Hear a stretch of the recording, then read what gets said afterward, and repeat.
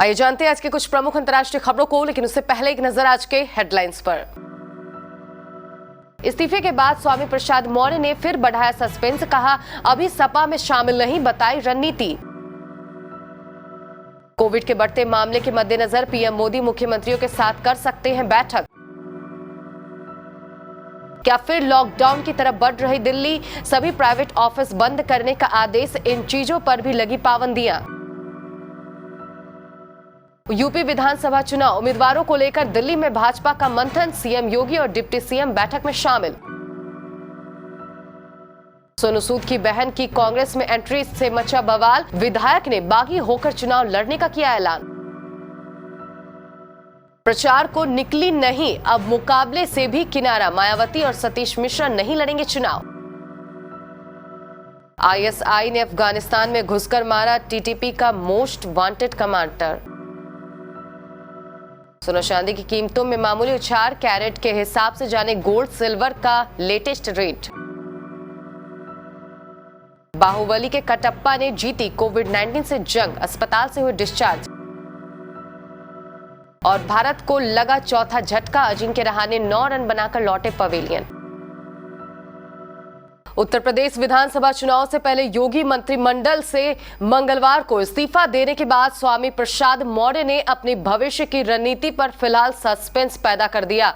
मौर्य ने उत्तर प्रदेश की राज्यपाल आनंदीबेन पटेल के समक्ष अपना इस्तीफा भेजने के बाद संवाददाताओं से कहा कि अभी उन्होंने ये तय नहीं किया है कि भविष्य में वो भाजपा में रहेंगे या किसी अन्य दल में जाएंगे। मौर्य का यह बयान आने से पहले ही समाजवादी पार्टी के अध्यक्ष अखिलेश यादव ने मौर्य के साथ अपनी तस्वीर सोशल मीडिया पर साझा कर उनका सपा में स्वागत भी कर दिया। अखिलेश के ट्वीट और मौर्य के इस बयान से उनकी भावी रणनीति पर सस्पेंस गहरा गया है। उन्होंने अभी सिर्फ मंत्री पद से इस्तीफा दिया है। कोविड-19 के नए स्वरूप ओमिक्रॉन के कारण संक्रमण के बढ़ते मामलों के मद्देनजर प्रधानमंत्री नरेंद्र मोदी गुरुवार को सभी राज्यों के मुख्यमंत्रियों के साथ बैठक कर सकते हैं। यह जानकारी मंगलवार को सूत्रों ने दी। संक्रमण के तेजी से बढ़ रहे मामलों को देखते हुए देश के विभिन्न हिस्सों में नए प्रतिबंध लगाए गए हैं। प्रधानमंत्री ने रविवार को देश में कोविड-19 महामारी के हालात, स्वास्थ्य संबंधी बुनियादी ढांचे और आपूर्ति व्यवस्था की चल रही तैयारियों, देश में टीकाकरण अभियान की स्थिति, ओमिक्रॉन के प्रसार और इसके जन स्वास्थ्य प्रभाव की समीक्षा करने के लिए एक उच्च स्तरीय बैठक की अध्यक्षता की थी। राष्ट्रीय राजधानी दिल्ली में बेकाबू कोरोना संक्रमण की रफ्तार के बीच प्रतिबंधों को और सख्त कर दिया गया है। डीडीएमए की तरफ से मंगलवार को जारी नई गाइडलाइन में कहा गया है कि जरूरी सेवाओं से जुड़े दफ्तरों को छोड़कर सभी प्राइवेट ऑफिस बंद किए जाएंगे। इसके साथ ही सभी रेस्टोरेंट्स और बार बंद रहेंगे। सिर्फ टेक अवे और होम डिलीवरी की सुविधा ही रहेगी।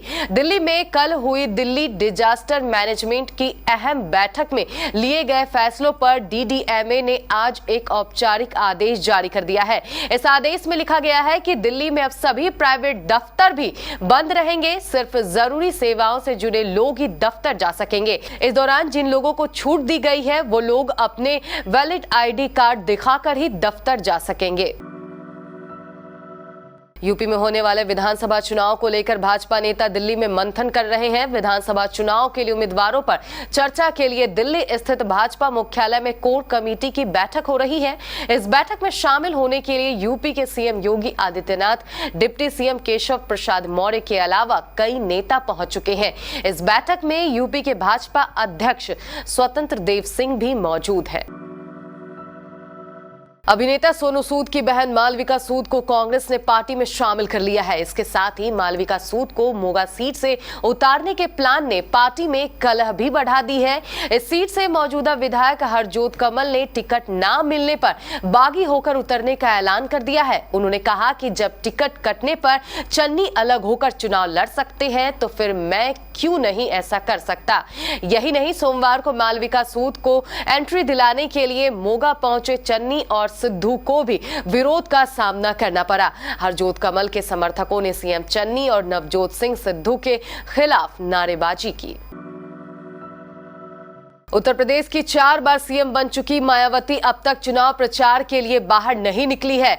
10 फरवरी से मतदान शुरू हो रहा है और 7 चरणों के लंबे चुनाव के लिए अब तक किसी प्रचार की कमान मायावती ने खुद नहीं संभाली है। इसी बीच खबर है कि मायावती खुद चुनाव भी नहीं लड़ेगी। यही नहीं, सतीश मिश्रा भी चुनावी जंग से दूर रहेंगे। खुद बीएसपी महासचिव सतीश मिश्रा ने यह जानकारी दी है। उन्होंने कहा कि पूर्व सीएम मायावती और मैं चुनाव नहीं लड़ेंगे। हालांकि इसके बाद भी उन्होंने यूपी की सत्ता में बीएसपी की वापसी का दावा किया है। पाकिस्तान सेना को खून के आंसू रुलाने वाले तहरीक-ए-तालिबान के मोस्ट वांटेड आतंकी खालिद बटली उर्फ मोहम्मद खुरासानी को अफगानिस्तान के नरसंहार में मृत पाया गया है। पाकिस्तान का दावा है कि खुरासानी टीटीपी का कमांडर और प्रवक्ता था। इस बीच टीटीपी और तालिबान सरकार दोनों ने ही खुरासानी के मौत का खंडन किया है। विश्लेषकों का कहना है कि पाकिस्तानी सेना का दावा अगर सही है तो वो अफगानिस्तान की संप्रभुता को तार करते हुए तालिबान राज में खुलेआम हिंसा को अंजाम दे रही है। पाकिस्तान ने तालिबान को भी अपने भरोसे में नहीं लिया है। भारतीय सराफा बाजार ने आज यानी 11 जनवरी 2022 को सोने चांदी के भाव जारी कर दिए हैं। सोमवार के मुकाबले आज सोने चांदी के दामों में उछाल देखने को मिला। मंगलवार की सुबह 999 प्योरिटी वाले 10 ग्राम सोने की कीमत में 95 रुपए का मामूली उछाल आया है। वहीं 999 प्योरिटी वाली चांदी 199 रुपए महंगी हुई है। इस कारोबारी हफ्ते के दूसरे दिन मंगलवार को सोने और चांदी की कीमत में मामूली तेजी दर्ज की गई है। 999 प्योरिटी वाले 10 ग्राम सोने की कीमत आज 47,722 रुपए हो गई है, जबकि 1 किलो चांदी 60,550 रुपए में बिक रही है। सोने चांदी की कीमतें दिन में रोजाना 2 बार जारी होती है। कोविड-19 के ओमिक्रॉन वेरिएंट की चपेट में कई लोग आ चुके हैं। इनमें साउथ के सुपरस्टार्स, बॉलीवुड और टीवी इंडस्ट्री के कई लोग शामिल हैं। बढ़ते मामलों ने हर किसी को परेशान किया हुआ है। लोगों पर खतरा ज्यादा मंडराता अब नजर आ रहा है। कुछ दिन पहले बाहुबली के कटप्पा कोरोना वायरस की चपेट में आ गए थे, जिसके बाद उन्हें अस्पताल में भर्ती किया गया था। अब खबर आ रही है कि वो पूरी तरह ठीक है और डिस्चार्ज होकर घर वापस लौट चुके हैं।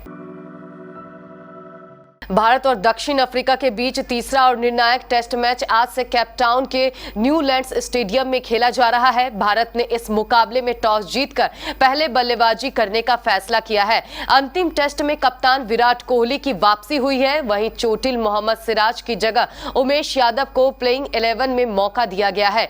इतिहास रचने के इरादे से उतरी भारतीय टीम ने तीसरे टेस्ट मैच की पहली पारी में शुरुआत अच्छी की थी, लेकिन केएल राहुल और मयंक अग्रवाल की जोड़ी पहले विकेट के लिए सिर्फ 31 रन जोड़ सकी। मयंक और राहुल लगातार ओवरों में अपना विकेट गंवा बैठे थे।